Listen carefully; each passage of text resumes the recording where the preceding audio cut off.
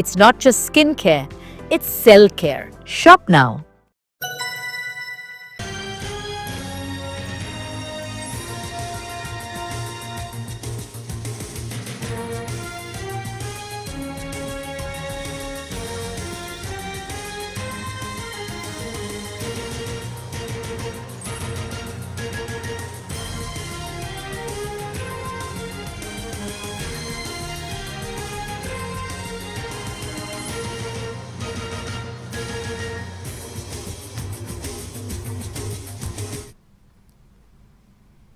AP liquor scam కేసులో రెండో రోజు ఛార్జ్ షీట్ దాఖలు చేసింది సిట్. ఏసీబీ కోర్టులో 200 పేజీలతో దాఖలు చేసిన ఛార్జ్ షీట్లో కీలక అంశాలు పేర్కొంది. కేసులో ముగ్గురు నిందితుల పాత్రపై కీలక ఆధారాలు పొందుపరిచింది. Retired IAS Dhanunjaya Reddy, OSD Krishnamohan Reddy, Balaji Govindappa పాత్ర వివరించింది. లిక్కర్ పాలసీ మార్పు, సిండికేట్ భేటీలు, ముడుపుల వ్యవహారంలో వీరి ఆదేశాలు, పాత్ర ఉందని నిర్ధారణ చేసింది. లిక్కర్ పాలసీ మార్పు, కమిషన్ల వ్యవహారంలో ధనుంజయ రెడ్డి, కృష్ణమోహన్ రెడ్డి పర్యవేక్షించారని సిట్ తెలిపింది. ముడుపుల సేకరణ, బ్లాక్ మనీని వైట్గా మార్చడంపై బాలాజీ గోవిందప్ప సూచనలు చేసినట్లు గుర్తించింది. ఈ ముగ్గురి call data record, Google takeout, ఇతర ల్యాప్టాప్లో వివరాలను పొందుపరిచారు సిట్ అధికారులు. ఏపీ లిక్కర్ పాలసీ రూపకల్పనలో ధనుంజయ రెడ్డి అడుగడుగునా జోక్యం చేసుకున్నారని తెలిపింది సిట్.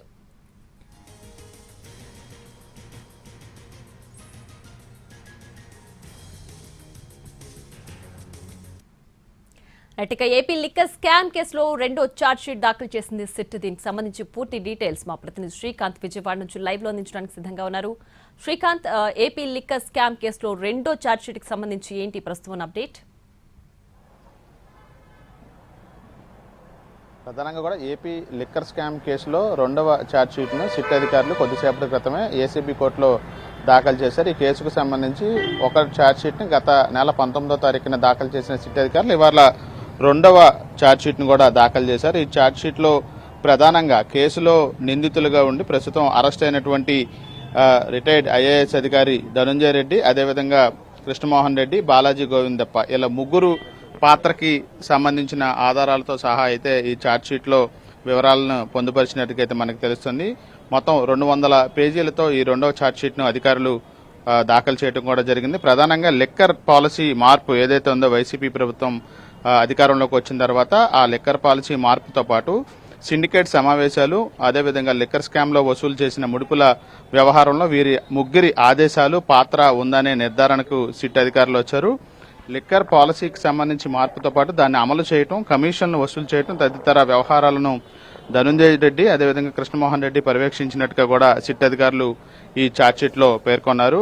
ముడుపులు ఎలా సేకరించాలి, వాటిని ఎక్కడ పెట్టాలి, బ్లాక్ను వైట్గా ఎలా మార్చాలనే అంశం మీద ఆడిటర్గా ఉన్నటువంటి బాలాజీ గోవిందప్ప కీలక సూచనలు స్కామ్లో భాగంగా చేసినట్టుగా అధికారులు ఈ ఛార్జ్షీట్లో పొందుపరిచారు. ముగ్గురి కాల్ డేటా రికార్డుతో పాటు వీళ్ళ సమావేశానికి సంబంధించి కలిసిన సమయంలో గూగుల్ టేక్అవుట్ సంబంధించిన ఆ టెక్నికల్ ఆధారాలు, ల్యాప్టాప్లో ఇతర వివరాలను కూడా ఛార్జ్షీట్లో అధికారులు పొందుపరిచారు. లిక్కర్ పాలసీ రూపకల్పనలో ప్రధానంగా అప్పుడు సీఎంఓలో పనిచేసినటువంటి ధనుంజయ రెడ్డి అన్ని విషయాల్లో జోక్యం చేసుకున్నారనే విషయాన్ని కూడా ఈ ఛార్జ్షీట్లో పేర్కొన్నారు. ముడుపులు ఎవరి వద్ద నుంచి ఎంత వసూలు చేయాలి, ఎవరికి చేరిందనే అంశాలను కూడా సిటీ ఛార్జ్షీట్లో పేర్కొంది. ప్రధానంగా డిస్టిలరీస్ నుంచి యజమానులతో పాటు విజయసాయిరెడ్డి, మిథున్ రెడ్డిలతో పాటు ఈ ముగ్గురు కూడా ఫోన్లో మాట్లాడినట్టుగా కూడా ఈ ఛార్జ్షీట్లో పేర్కొన్నారు. సిండికేట్ సమావేశాలు పలుమార్లు ధనుంజయ రెడ్డి కూడా హాజరయ్యారు. అందుకు సంబంధించిన గూగుల్ టేక్అవుట్ సాక్ష్యాలను కూడా సిట్ పొందుపరిచినట్టుగా మనకి తెలుస్తా ఉంది. ముడుపుల మొత్తాన్ని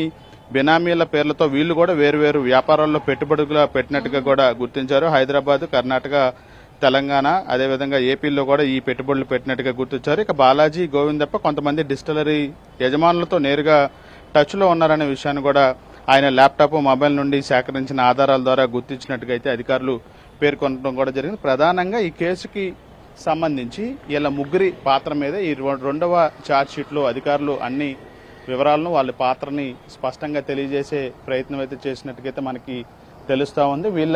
వీళ్ళని అరెస్ట్ చేసి 90 రోజులు దగ్గర పడుతున్న నేపథ్యంలో బెయిల్ ఖచ్చితంగా వాళ్ళకి వచ్చే అవకాశం లేకుండా ఉండాలంటే ఛార్జ్షీట్ దాఖలు చేయాల్సిన పరిస్థితుల నేపథ్యంలోనే ఈ 20 రోజుల వ్యవధిలో మొత్తం ఈ రెండవ ఛార్జ్షీట్ను కూడా దాఖలు చేసినట్టుగా అయితే మనకి తెలుస్తూ ఉంది.